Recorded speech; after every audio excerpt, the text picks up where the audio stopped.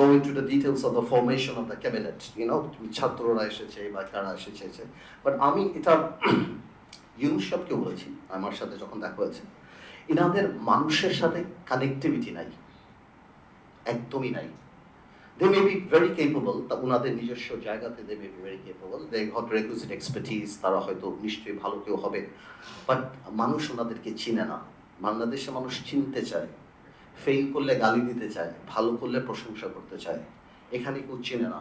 রিজওয়ান আপা থাকলে ভালো হতো, পলিথিন সরাইতেই সরকার আসে নাই।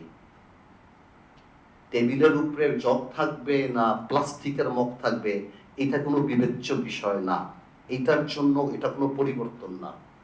কোন পুলিশের জার্সি চেঞ্জ হবে না, পুলিশের লোগো চেঞ্জ হবে, স্টেডিয়ামের নাম পরিবর্তন হবে, এগুলি মুখ্য ব্যাপার না।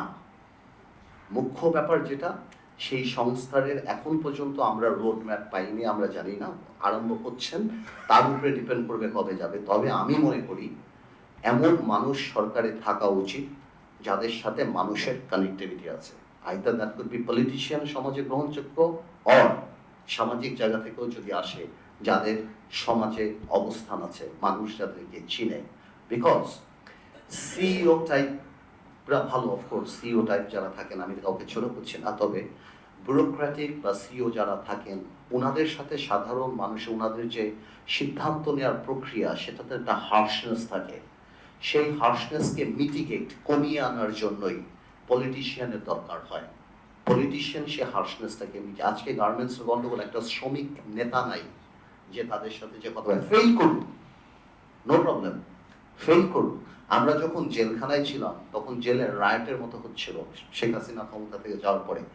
জেলার এসে আমাকে অ্যানি চৌধুরী আর আমিনুলকে নিয়ে গেছে, পার্থ ভাই আপনারা থামান, আপনারা নিচে যান, আপনারা কথা বলেন, আমরা পাচ্ছি না, আমাদের কাছে বন্দুক লাঠি সবই আছে, আমরা পাচ্ছি না। তো আমার কথা হলো, not necessarily that we will be able to handle the problem, but মানুষ চাই ফেল করলে আমরা ফেল করি।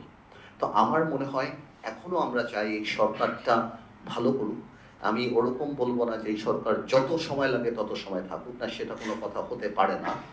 এবং সরকারের আমাদেরকে বিশ্বাস করতে হবে, কারণ আপনি এমন কোন আইন বানাতে পারবেন না যে আইন আমরা পরিবর্তন করতে পারবো না।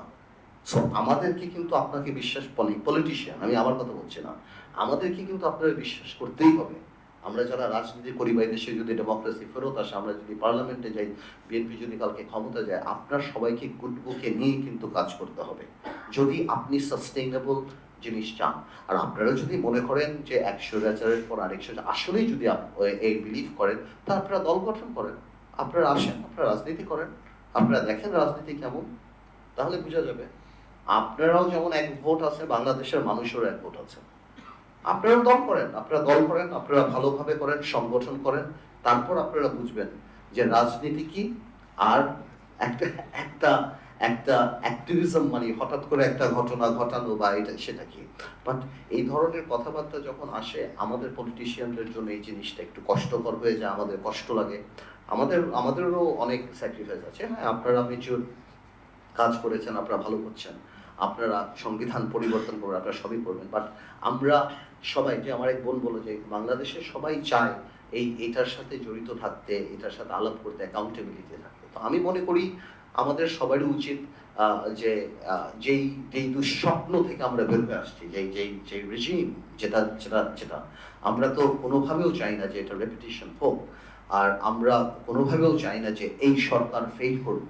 So we are here to help this government, provided that the government feels that help is required. এটা আমাদের জন্য অনেক ইম্পর্টেন্ট। আমি আর বেশি সময় নেব না, আপনাদেরকে অনেক অনেক ধন্যবাদ। Thank you Partha. এবার আরেকজন রাজনীতিক, আমার বায়ে বসা বামপন্থী। শেষ করুক, নাহলে পুরো